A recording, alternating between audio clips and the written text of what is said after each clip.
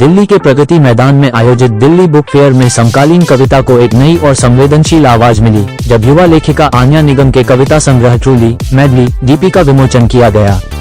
पुस्तक का आधिकारिक विमोचन एनेक्डोट पब्लिशिंग हाउस के संस्थापक सागर आजाद द्वारा पाठकों, प्रकाशकों और साहित्य प्रेमियों की गरिमामयी उपस्थिति में किया गया।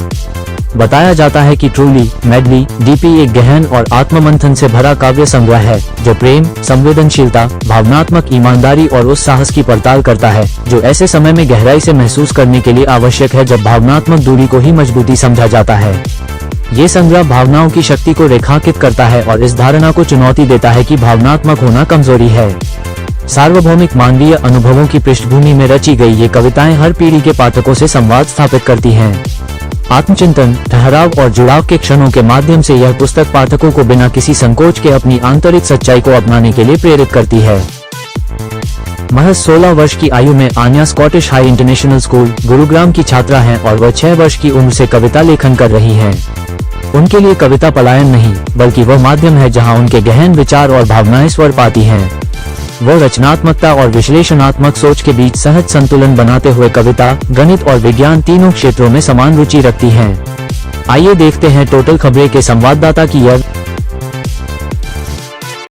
आपका नाम? आन्या निगम। आज आपने वर्ल्ड बुक फेयर में एनेक्डोट पब्लिकेशन से अपनी बुक लॉन्च करी, उसका क्या नाम है और क्या उसके अंदर खास है? उसका नाम ट्रूली मैडली डीपली है और इंग्लिश में बोल सकते हैं। It's about living unapologetically. It's about being authentically you. It's about not shrinking yourself. It's about keeping on loving even if the world hurts you. And yeah, it's about not letting the world shrink you. Okay, so what does it actually contains? It contains poems or a fictional story or what? So it has poems. It consists of 3 themes: the loving, the breaking, and the healing. Okay, so how many poems are included in this book? Sorry? How many poems are included in this book? There are around 70 poems in this book. And what inspired you to write this book? These poems have not been written specifically for the book. These are just a collection of poems that I've been writing since a long time, since 6th grade or 7th grade. I've written whenever I've felt hurt, whenever I've felt happy, whenever I've felt like I love someone, whenever anyone has hurt me. So I've written whenever I felt something and needed to let it out. Okay, so it's a personal experience, daily life. So then, which one is your personal favorite out of all these poems? The last poem, the final retort. Okay. And lastly, what is the message for the people who could purchase your book? And the message is to know that in whatever you're feeling, you're not alone. There are others that are going through it as well, and reading about it is going to help you. Writing about it is going to help you, and yeah, keep loving. Hello friends, मेरा नाम सागर आज़ाद है। मैं founder हूँ anecdote publishing house का।